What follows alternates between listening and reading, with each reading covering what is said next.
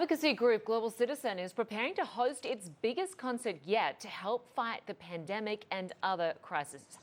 Global Citizen Live will air next month for 24 hours straight, and it will feature performances from major cities across 6 continents. The group says it's part of a campaign to get COVID vaccines to people in the poorest countries, to end extreme poverty, and to combat climate change.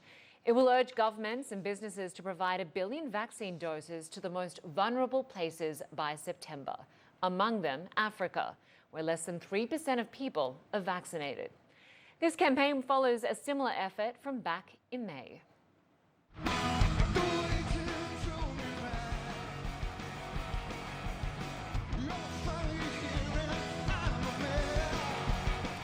Eddie Vedder there performing at the Vax Live concert. Well, an event that also features stars like the Foo Fighters and J-Lo. That group says that the concert raised $300 million for COVID relief, and it's hoping the next one will be even bigger. Well, time now for the exchange, and today we're taking a closer look at the ambitious goals of Global Citizen. Earlier I spoke with the chief executive and co-founder Hugh Evans, and I asked him about the group's biggest achievements so far. Really, the achievements, I think, of the movement are efforts that have been taken towards the eradication of extreme poverty. While I've been alive, extreme poverty is halved within our lifetime. So we've seen amazing progress, but obviously there's still 1 billion people on the planet living in extreme poverty. And I think the things that excite me most is when the movement has played a tangible role in creating change. Most recently, our campaign, Vax Live, the concert to reunite the world, secured 26 million vaccine doses for the poorest nations that weren't receiving vaccine doses prior to that. And it's these sorts of tangible achievements that I think are the hallmark of the Global Citizen movement.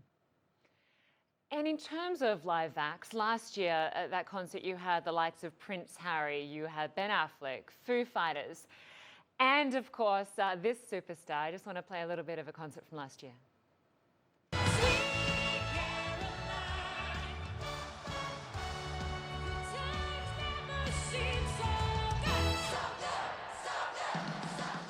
Jennifer Lopez there performing with her mother alongside her, and I'm just hearing, Hugh, that she has signed on to come back this year. What can we expect?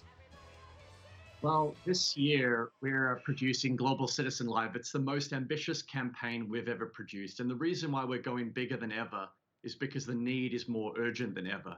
We're working to ultimately defend the planet and defeat poverty this September 25th, and we're proud to announce today that Jennifer Lopez will be joining us on the great lawn of Central Park in New York City for this year's Global Citizen Festival. We have amazing artists from all around the world that are part of this year. Artists like Ed Sheeran, BTS, The Weeknd, Billie Eilish, Coldplay, Lizzo, Doja Cat, Her, Shawn Mendes, Camila Cabello, Metallica, Usher, Andrea Bocelli, Ricky Martin, Demi Lovato, artists from all around the world that have come together to be part of this historic moment. And the reason why we're going bigger and we're taking this all around the world to all 6 continents is that we know that we need to fight really hard on the eve of the COP26 climate negotiations and also ahead of the G20 meeting to make sure that we do everything we can to abate the devastating effects of climate change and work to address the hunger crisis that's afflicting 41 million people on the Horn of Africa right now. And of course, this is happening in the midst of a global pandemic, and getting COVID-19 vaccines to the poorest people on the planet is certainly a major challenge. Talk to us about what you're hoping to achieve. What we'd love to achieve on the area of abating the COVID-19 pandemic is we want to make sure that 1 billion vaccine doses are delivered to the world's poorest nations by the end of September. Currently, as the US and Europe are crossing the 50% fully vaccinated threshold, only 2% of people on the continent of Africa have received vaccine doses. And that's not just morally reprehensible, it's also bad public policy, because we know we're not going to end the pandemic anywhere unless we end it everywhere. Because we know that a future variant could make your or my vaccine far less effective. That's why it's actually good public policy to get vaccines into the arms of people all over the world. This is not an act of charity, it's actually just common sense.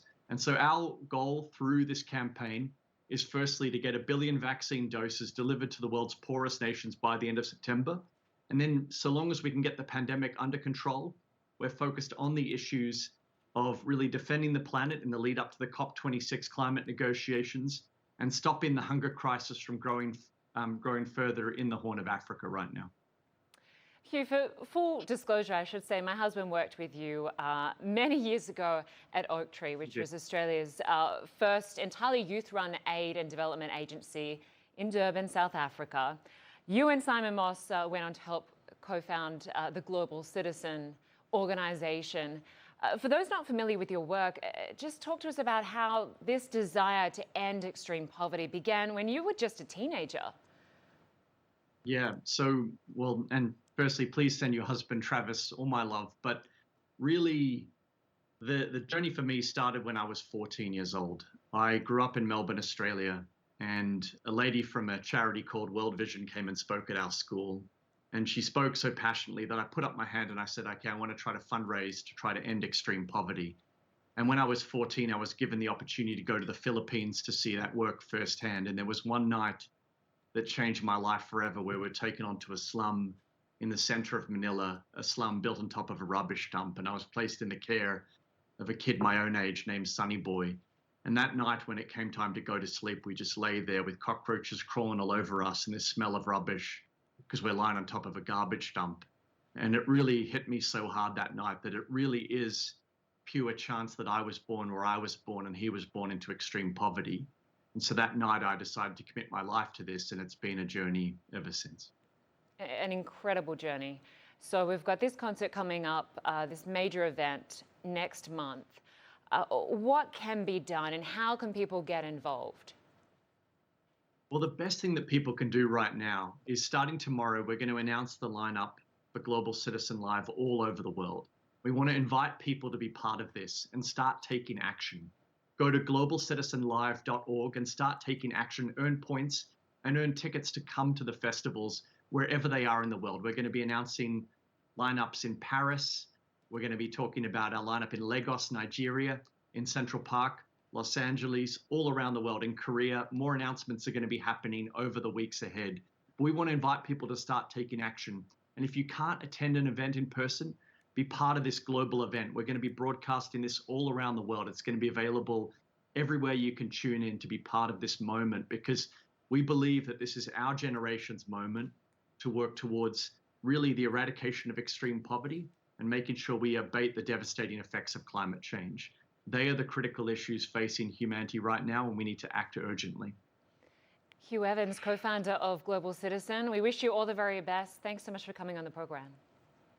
Thank you, Lynda. Thank you so much. So if you want to get involved, of course, go to globalcitizen.org.